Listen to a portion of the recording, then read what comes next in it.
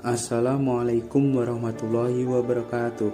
Perkenalkan, nama saya Muhammad Dania Reza Hilmi dengan NIM 9344044620. Prodi Manajemen Bisnis Syariah, kelas B. Di sini saya akan menyampaikan materi yaitu berinteraksi dengan Al-Quran. Jenis-jenis interaksi dengan Al-Quran. A. Tilawah. Tilawah terjemahan atau secara arti adalah membaca. Secara singkat dapat dikatakan bahwa membaca dengan paradigma tilawah lebih menunjukkan kepada intensitas kegiatan membaca yang berkesinambungan dan berkelanjutan. Secara umum, kewajiban membaca Al-Quran termasuk dalam perintah membaca yang termaktub di Quran Surat Al-Alaq ayat 1. Bacanya yaitu Iqra bismi rabbikal ladzi khalaq, yang artinya bacalah dengan nama Tuhanmu Zat yang telah menciptakan. B. Tadabbur. Tadabbur Quran adalah aktivitas memahami makna ayat Al-Quran, merenungi kandungannya, mengambil pelajaran darinya, dan berusaha mengamalkannya. Berbeda dengan sekedar membaca, tadabbur sekaligus pemahaman, penghayatan, serta kehendak kuat untuk mengamalkannya. Bertadabbur sangatlah penting, seperti yang telah disampaikan oleh profesor kita yaitu Bapak Khuroi Shihab. Jika seseorang ingin mendapatkan petunjuk lebih banyak dari Al-Quran, maka ia harus hidup di lingkungan Al-Quran sehingga merasakan bahwa Al-Quran berdialog, bahkan bersahabat dengannya.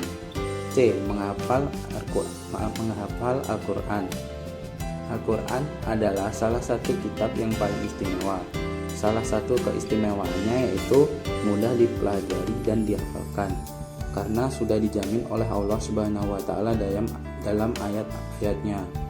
Salah satu manfaat menghafalkan Al-Quran adalah sebagai zikir yang bisa dibaca berulang-ulang, sehingga hati, jiwa, dan kehidupan kita tidak akan kosong. Nabi Muhammad SAW pernah bercerita, ada kalangan manusia yang akan menjadi manusia yang terdekat dari Allah dan bahkan menjadi keluarga Allah. Siapakah dia? Dia adalah orang-orang yang mempelajari, membaca, dan menghafalkan Al-Quran. D. Mengamalkan Al-Quran. At-Tabiq. Al-Quran diturunkan untuk diamalkan, bukan sekedar dijadikan hiasan dinding-dinding rumah, bukan hanya untuk dibaca kepada orang-orang mati, bukan semata untuk pengobatan, ataupun sekedar diperlombakan kemerduan suara pembacanya.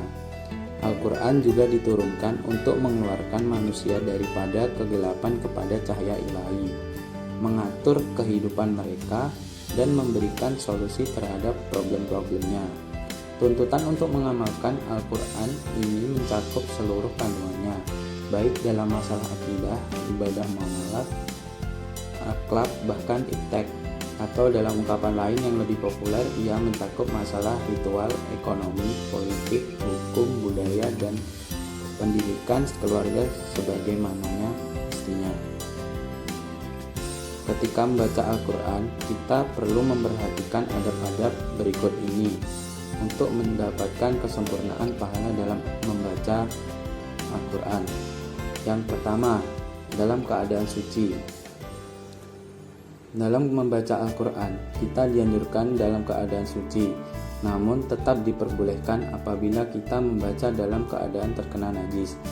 Imam Haramain berkata, orang yang membaca Al-Quran dalam keadaan najis, dia tidak dikatakan mengerjakan hal yang makruh, akan tetapi dia meninggalkan sesuatu yang utama. At-Tibyan halaman 58-59. Yang kedua, membaca dengan pelan, tartil, dan tidak tergesa-gesa. Sebagian sahabat membenci pengkhataman Al-Quran sehari semalam. Siapa saja yang membaca Al-Quran khatam kurang dari 3 hari, berarti dia tidak memahami. Hadis riwayat Ahmad. 3. Membaca dengan khusyuk. Seperti dalam surat Al-Isra ayat 109 yang menjelaskan bahwa ketika membaca Al-Quran kita harus khusyuk. Rukun membaca Al-Quran, bacanya yaitu wa yakhiruna lil ashani yamkuna wa yaziduhum khusyu'a, yang artinya dan mereka menyungkur atas muka mereka sambil menangis dan mereka bertambah khusyuk. Yang keempat, membaguskan suara saat membaca Al-Quran. Sebagaimana sabda Nabi Muhammad SAW, hiasilah Al-Quran dengan suaramu. Hadis riwayat Ahmad, Ibnu Majah, dan Al-Hakim. Di dalam hadis lain dijelaskan, tidak termasuk umatku orang yang tidak melakukan Al-Quran. Hadis riwayat Bukhari dan Muslim. Maksud hadis tersebut adalah membaca Al-Quran dengan susunan bacaan yang jelas dan terang makhraj hurufnya, panjang pendeknya, bacaan tidak sampai keluar dari ketentuan kaidah tajwid, dan seseorang tidak perlu melonggok-lenggokkan suara di luar kemampuannya, atau biasa orang tersebut dibuat-buat suaranya. Yang kelima, dimulai dengan isti'adzah, membaca Al-Quran dengan tidak mengganggu orang yang sedang sholat dan tidak perlu membacanya dengan suara yang terlalu keras atau di tempat yang banyak orang. Bacalah dengan suara yang lirih secara khusyuk. Hal ini terdapat dalam surat An-Nahl ayat 98 yang berbunyi, fa idza qara'tal qur'ana fasta'iz billahi minasyaitonir rajim, yang artinya apabila kamu membaca Al-Quran, hendaklah kamu meminta perlindungan kepada Allah dari syaitan yang terkutuk. Sekian dari saya, terima kasih. Semoga ilmunya bermanfaat. Amin amin ya rabbal alamin. Mohon maaf apabila ada salah kata.